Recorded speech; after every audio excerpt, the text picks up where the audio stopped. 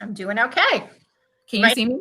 Thunder, because I think we're having I don't know, something's going through. It doesn't sound just like a regular thunderstorm, but yeah, it's pretty bad. So I just finished the Seminole Heights, so I figured, like, while I have definite connection, like, let me call her. But listen, everybody else does Zoom. Only does Melissa Erickson have some fancy schmancy system here. So this is not fancy schmancy. This is nonprofit budget system.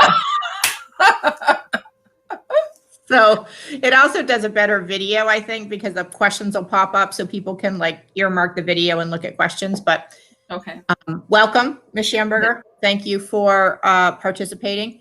As I explained to you, we've decided to do this because people have been saying they're hearing the same questions and then the same answers over and over again, and everybody's limited to 2 minutes.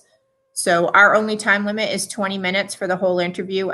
After I ask the first question, there are 7 questions, which I'll go through to guide the conversation, but don't feel you have to get to all of them. If there's something that you really want to talk about, that you're passionate about, that you want to have get out there to the public, that is what this is for. So for everybody out there, this is Ms. Tamara Shamburger. She is running for Hillsborough County School Board District 5. As I've done with each of these, when I know the person, to be completely transparent, since I work closely with the school district doing parent and family engagement and student leadership, I have met Ms. Shamburger and worked with Ms. Shamburger on a number of occasions. She has attended numerous events of the Alliance for Public Schools. And so although it's not an interactive conversation, I just like to put that out there so that people know we have an existing relationship. So do you have any questions about the format? No, none at all. Thank you so much for having me, Melissa. Okay, fantastic. So we will get started with the first question as soon as I get over here to get it up there. The first question. So we were started, myself and my co-founder started this organization because we think there's a lot of good that goes on in public schools and sometimes it doesn't get attention. So we want to start out positively and ask you what you love about public schools. Listen, I love everything about public schools. I tell you, when I ran for this position in 2015, I honestly did not know much about public education. As you know, I'm a businesswoman. I came from outside of the district. And over the last 4 years, I've had such an amazing time learning about the complexities and the depth of public education. But what I love about it the most is that it provides our students with the greatest opportunity to be successful in life. Melissa, as you know, over 90% of students in Hillsborough County choose Hillsborough County Public Schools for their education options. And I love the diversity of our school district. I love the diversity of our teachers. I love the passion of our teachers. Everything about preparing our students for life, I've really come to love. There's certainly some challenges when it comes to education, especially here in District 5, but getting our students where they need to be is something that I really, really have enjoyed learning about, unpacking, detangling, and helping to finally move in the right direction. Public schools is for everybody. Doesn't matter what your race is, doesn't matter what your socioeconomic status is, doesn't matter what your sexual preference is. We love all students, and all students are welcome here, regardless of their academic achievement or any other difference that they may have. Public schools is all about one big family and getting students where they need to be. Over the last 4 years, I've been really pleasantly surprised and informed about the level of work that we do to get students to academically succeed. And I tell you, it truly is the best choice for families here in Hillsborough. Thank you very much. So the next question is, what are the attributes of an effective school board member? Which attributes are your strengths and which do you struggle with? Yeah, so being a school board member really is about collaboration, being able to compromise, having the ability to really understand and comprehend the complexities of the school board. But more than anything, of all those I just named, really the compromise is the biggest one. Listen, we all, especially as single member districts, have really our own agendas that we need to really be concerned with. But sometimes we have to step back, assess it from a different lens, and make different choices. But for me, I think I certainly possess all of those. One of the things that I probably struggle with the most is really wanting to be perfect and wanting everything right now, right away for my district.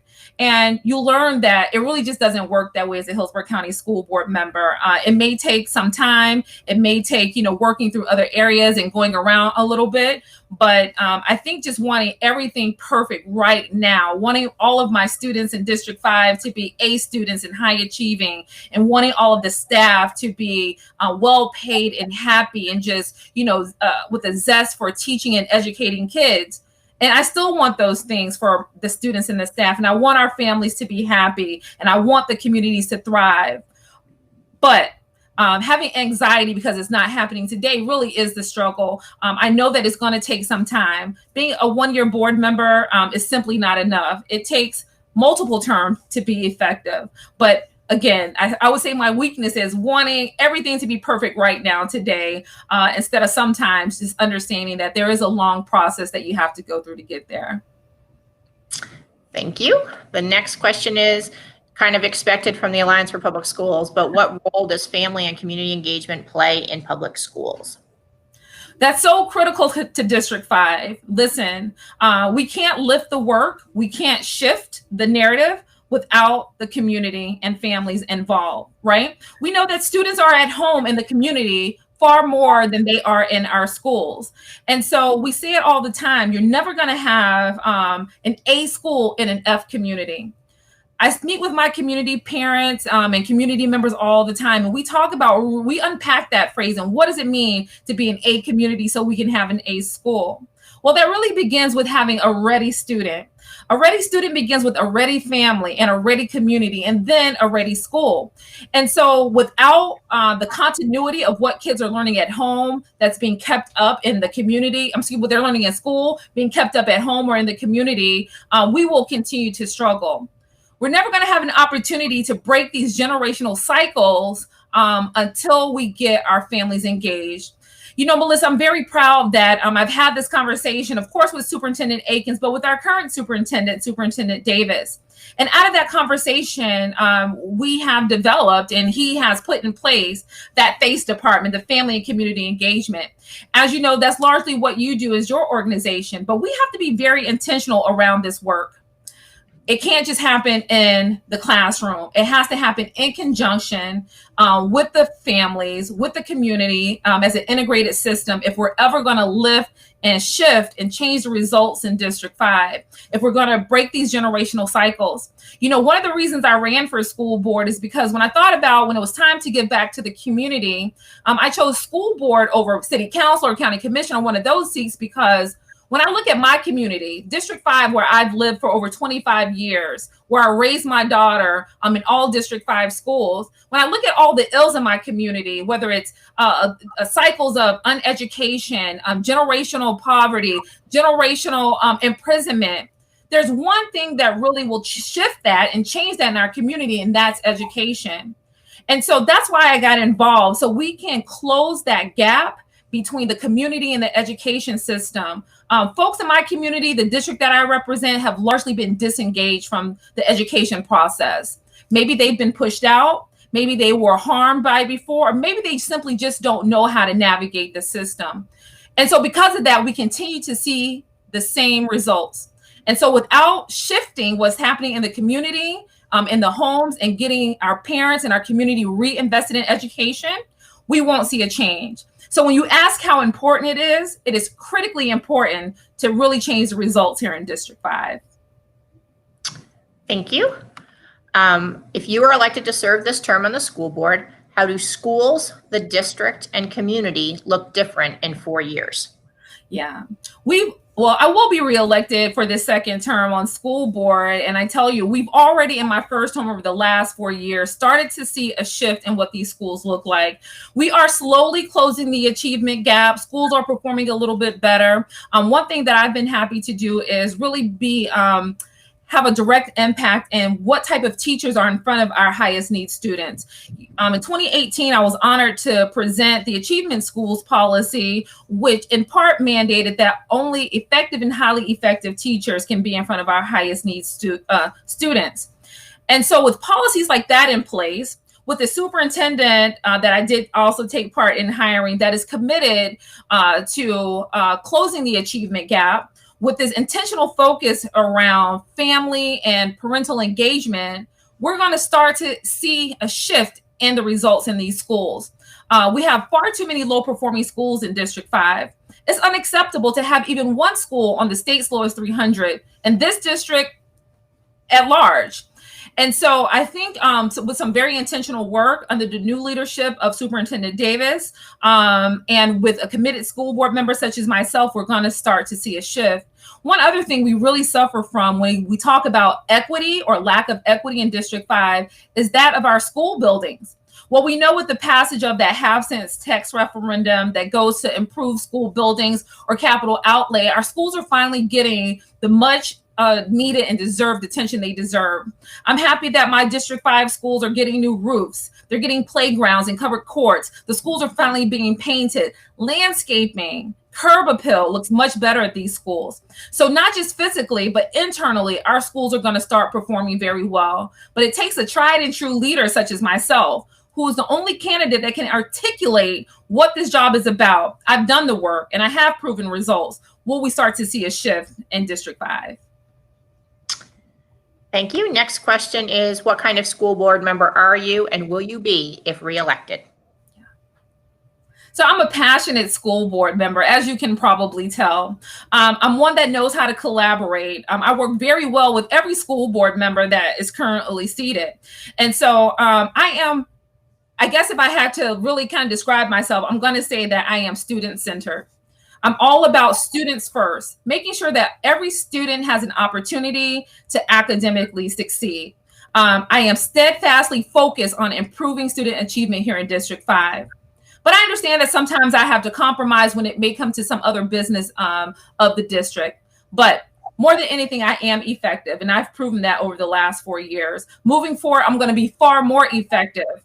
I've now surpassed the learning curve, although this is a job that you continuously learn, but my training wheels are off, and I've made a great impact. And so moving forward, my legacy on this school board will be finally a school board member in District 5 that has made the change that we all deserve. Next question is, what are the responsibilities of the school board and individual school board members related to public education advocacy? Yeah.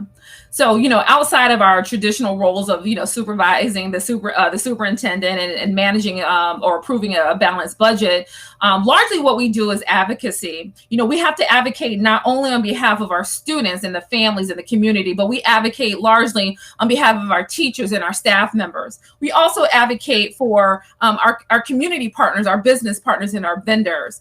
And so, that is strong constituency service. But also, I like to tell folks we're kind of quasi-lobbyists, if you will. We spend a fair amount of time up in Tallahassee. Even we've spent some time in DC this last cycle. I'm really advocating for fairness and equity in public education.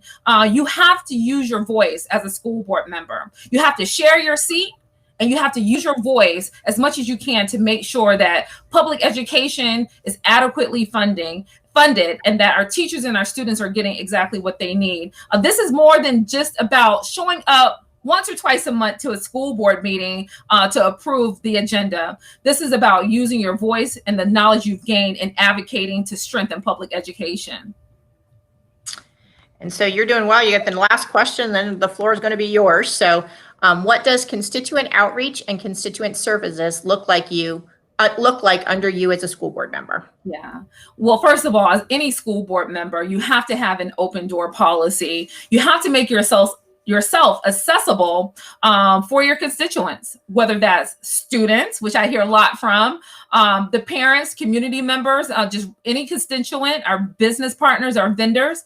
And so for me, I'm very engaged with those folks. I tell you, it is a lot of work because District 5 has a lot of issues. There's a lot of folks that have been wronged by the system. And so for me, it's not only being accessible to them and having an open door policy, but me reaching out to the community as well. One thing we know about our community, especially District 5 community, which is largely disengaged, is that you have to meet the community where they are. I tell you, I've set up small group town hall meetings. I've actually held several parent meetings right at the football field because our community takes their football games very serious. And so we've had meetings right in the rec room on a Saturday while the kids were playing.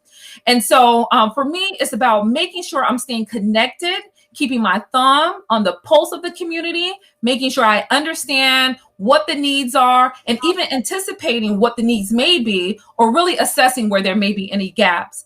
And that really doesn't change for the teachers either. I've had the pleasure of having being able to consult with hundreds and hundreds of teachers. Every week, I'm speaking with different teachers about things they're experiencing in the classroom. I speak with administrators. I speak with bus drivers. I speak with maintenance folks. I speak with our wonderful custodians.